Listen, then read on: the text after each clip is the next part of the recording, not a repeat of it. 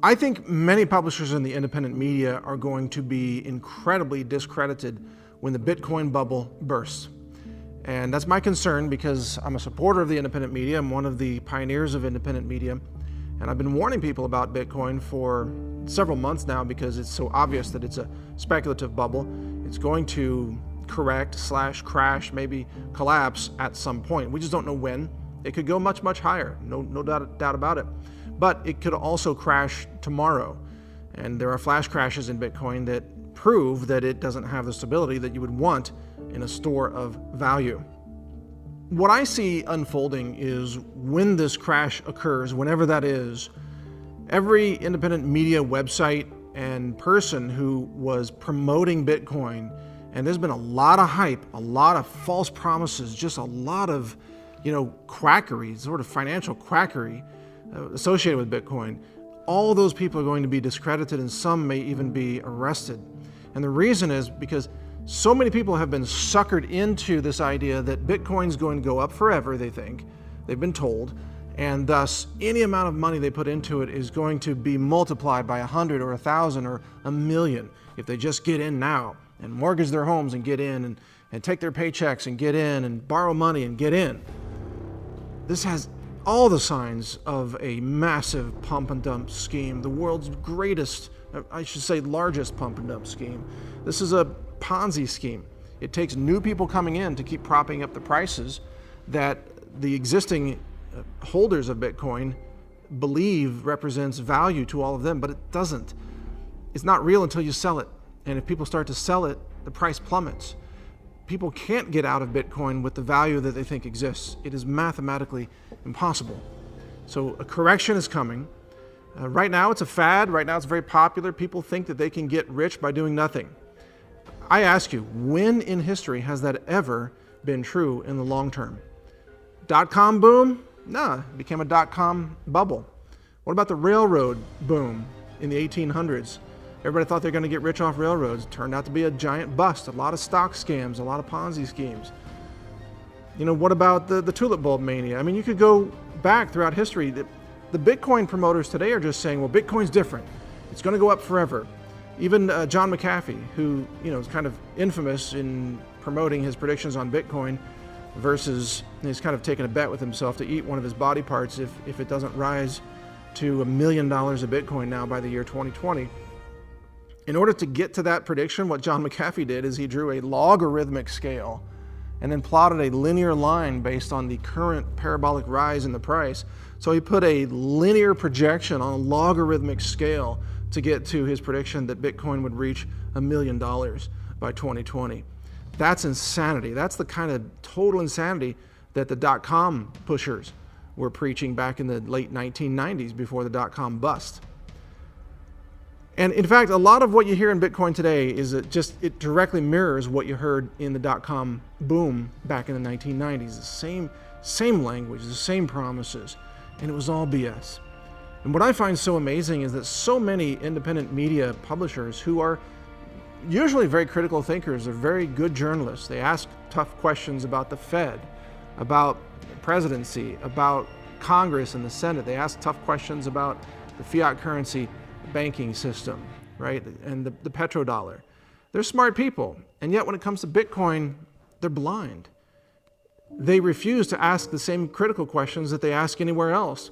And I find myself as one of the few people in independent media who applies the same critical thinking to Bitcoin that I apply to everything else, to the pharmaceutical industry or the central banks or the Federal Reserve, whatever. I apply that critical thinking universally in everything that I investigate. And when I look at Bitcoin, there's no question. Bitcoin is a speculative bubble, that Bitcoin is wildly hyped with a lot of false promises, and that when it crashes, it's going to really hurt a lot of people. Because people are, if you think about it, they're mortgaging their homes and they're paying money to some previous owner of Bitcoin.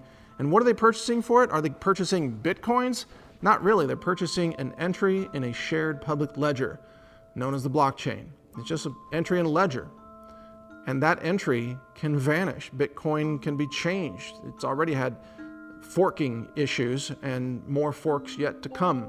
The fact that they can change the software of Bitcoin shows you that it doesn't qualify as a long-term store of value. Bitcoin is worth nothing if the power grid goes down, right? It vanishes. If you don't have access to the internet, you don't have access to your Bitcoin. Your wallet's worthless in that scenario. And even more than that, you know how much electricity Bitcoin is consuming right now? It's using more electricity than 159 countries use on their own, including Ireland. And in fact, it's using more electricity than I believe 12 US states. And if this consumption of electricity continues, it will consume every kilowatt hour of electricity on the planet by the year 2020. The amount of electricity it's using is unbelievable, and it's highly inefficient. It uses orders of magnitude more electricity than the Visa merchant account system, which processes vastly more money every minute than Bitcoin does. Bitcoin is slow. The blockchain technology that exists is very slow. Transactions take too long, they cost too much, it consumes too much electricity. And if you think about it, where does this electricity come from?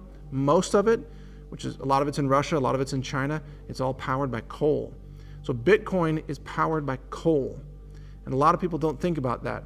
Coal, of course, emits mercury into the atmosphere and CO2. For those of you concerned about global warming, which of course has its own, fake science issues, but if you're concerned about global warming, you can't really use Bitcoin because it contributes to global warming if you believe CO2 is a pollutant, which it isn't, by the way, but if you believe that narrative, then you shouldn't use Bitcoin.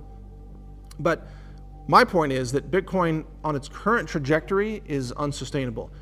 The growth in mining, the growth in electrical consumption, the growth in the price per Bitcoin is all unsustainable. Now, I do believe in cryptocurrency, by the way. I believe in decentralized peer-to-peer monetary systems. I love the idea. Central banks have had a monopoly for far too long. I also believe that other cryptocurrencies will succeed in the long run, but Bitcoin suffers from some real weaknesses. It was a great version 1.0. It pioneered a lot of things. It showed the world that this could be done, but frankly, Ethereum does it much better, and Zcash is even better because it's truly anonymous. Bitcoin's not anonymous. That's one of the lies that's been exposed. A lot of the early Bitcoin promoters said you can move money around for free, almost instantly, and nobody knows. It's totally anonymous. Turns out that's not the case at all. The blockchain is totally public. So everybody has a copy of your transactions, and it can be traced back to you. And you've got online wallets like Coinbase that are basically criminal operations that steal Bitcoins from people. And you've got other hacks and other thefts. And it wasn't long ago that about $300 million worth of cryptocurrency, not Bitcoin, but another one, just vanished one day because of a programming error in an online wallet. So all the users woke up, they logged in to check their balances, and the balances were zero. It was all gone. $300 million worth of cryptocurrency vanished for all those people. Can't get it back unless you go back and change the blockchain. And if you change the blockchain, you prove that the blockchain can be changed, which means that it's not a store of value because it's not permanent, right? So there's the conundrum of cryptocurrency. A lot of people really haven't thought through this. So Bitcoin is just a fad. Now, cryptocurrency is here to stay, but Bitcoin itself is just a fad. It's going to crater one day, and when it does, a lot of people are going to get hurt. The mainstream media is then going to run stories, sob stories about people who lost their homes and people who lost their livelihoods and people who lost their savings and their retirement funds. And the mainstream media, well, maybe I should call them legacy media at this point, they're going to use the Bitcoin crash to discredit websites like Zero Hedge. They're going to be really viciously attacked by the legacy media. And, the truth is, I think you're hurting a lot of people. There's a lot of innocent people out there who don't understand cryptocurrency. They don't even understand encryption. They don't understand decentralized peer-to-peer systems. They don't know. They think they're investing in like a stock, like a Fortune 500 stock. In fact, some promoters out there are promoting Bitcoin as a, quote, investment. Do you want to invest in Bitcoin? As if you're going to get dividends, as if you're going to have ownership of an asset. There are no assets in Bitcoin. It's not a company. It's not backed by any government. It's backed by nothing. It is sometimes I've used the term fiat currency. That's not really the technical definition of it, but it's kind of it's a fake digital currency. Bitcoin only has value because people imagine it does. It's 100% based on hype, all of it. And it's headed for disaster because that parabolic rise can't continue by definition. You're going to run out of power on the planet within a few years based on the current power consumption for Bitcoin mining. So you need to think about these issues, folks. I don't want people to get hurt. That's been my position all along. I still own a little bit of Bitcoin. I'm just holding on to it right now. I'm at a very small amount. I think it's like one coin at this point, just one. It's not a big deal. I'm not buying any Bitcoin because I don't just like flushing money down the toilet. I prefer to buy physical gold. When Bitcoin crashes and craters, I will still have gold.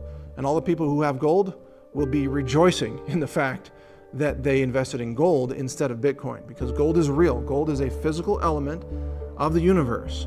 It is one of the elements of the universe. Like nickel, like silver, like copper, like hydrogen for that matter. It's on the table of elements. You can't destroy gold in anything less than a nuclear fusion or fission process. Something like an exploding star or maybe a hydrogen bomb weapon. You could maybe alter gold, but you can't burn gold. It just becomes melted gold. Gold is essentially impervious under normal circumstances, whereas Bitcoin can and has vanished instantly, sometimes for seemingly no reason. It's hacked, it's a software error, the power grid goes down, somebody stole your wallet, you forgot your password, your wallet's gone.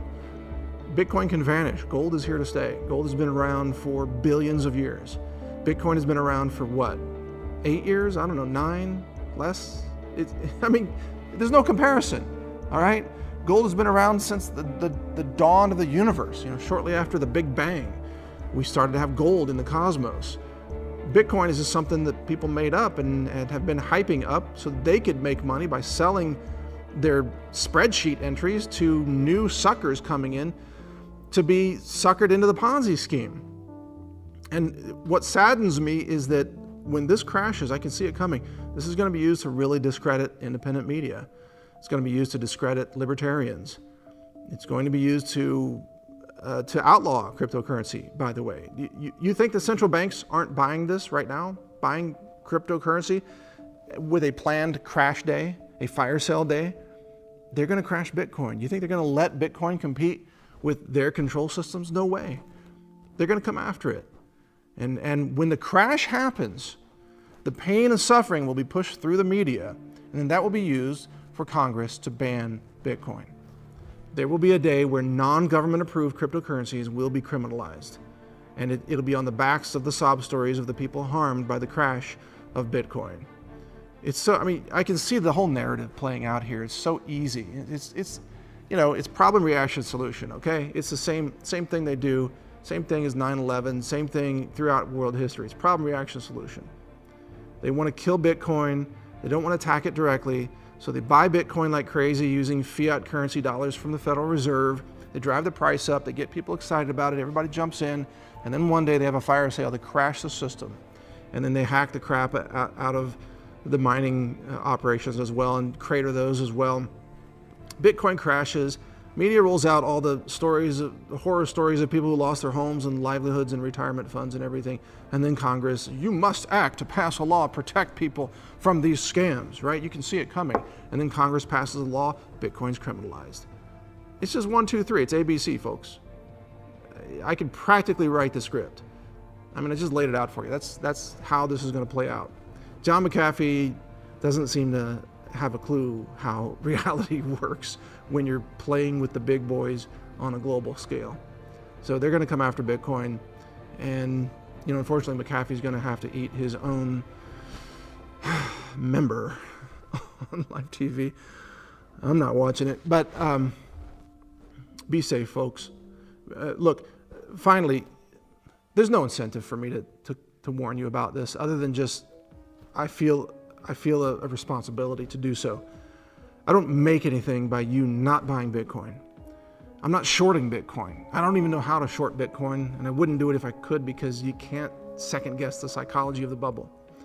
So I don't make anything.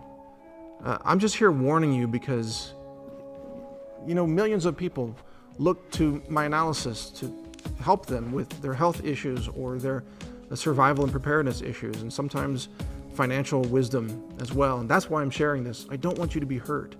I want you to have all your savings intact after this crazy thing rises and then crashes, you should still come out okay because you didn't get suckered into it. Now, can you ride Bitcoin a little higher and sell it off when it's a little higher? Maybe, but most people don't have the discipline to sell. It's true in every bubble. People don't have the discipline to sell at a certain target price. Why didn't you sell at 5,000? Why didn't you sell at 8,000? Why didn't you sell at 10,000? Now you're thinking, oh, maybe it's going to go to 100,000. I'll hold till it hits 50 or 100. So you're going to hold it. Most people will hold it until it crashes, and then it'll be almost worthless. That's the lesson from the dot-com boom, bubble, and crash. And it's happening again with Bitcoin. Don't get caught up in that. You will thank yourself when it's all over that you heeded this advice. You may miss out on some upside. I'm not saying that Bitcoin can't go much, much higher. It can. It may very well go much higher. It could hit 100,000. I don't know. But unless you have the discipline to get out, you're going to get hurt. And overall, it's going to hurt a lot of innocent people who had no idea what they were signing up for. People think it's an instant, like a perpetual motion money generating machine that produces wealth without effort. And I say to you, you need to study Austrian economics. There's no such thing as wealth without effort. Not unless it's a scheme or a corruption or a criminal operation. Real wealth does not come from lack of effort. It comes from being wise, being determined, investing over the long haul in things that are real, like gold or land or even real estate or companies that have assets, companies that do things, that produce things, that distribute things, companies that get things done. You know, like a FedEx actually gets something done, delivers packages, or a medical device manufacturer for that matter. Companies that do things in the real world that matter. That's what's going to outlast all this. But it's up to you. You know, it's your choice. I just want you to be safe, and you're absolutely welcome to disagree with my assessment. And I don't know how high it's going to go. It could go a lot higher, but I'm not in it. I'm not betting on this Russian roulette Bitcoin crypto con system. I'm going to stay out of this one, watch what happens, and look for the next cryptocurrency that I think could be even more successful in the long run. We don't want to see bubbles. We don't want to see parabolic rises in the market. We want to see slow, steady adoption across the spectrum. We want to see something that is reliable, something that is more fiscally conservative and isn't subject to these vast swings in valuation and psychology. And there is something like that. It's called gold and silver. By the way, silver probably even more so than gold. So if you're looking for a place to store wealth right now, definitely look at silver and gold. That's my advice. But thank you for watching. I'm Mike Adams, the Health Ranger. You can see some of my reporting on this. One website I have is called bitraped.com, bitraped.com, and another major website I publish is naturalnews.com. Be a critical thinker, everybody. Be safe. Take care.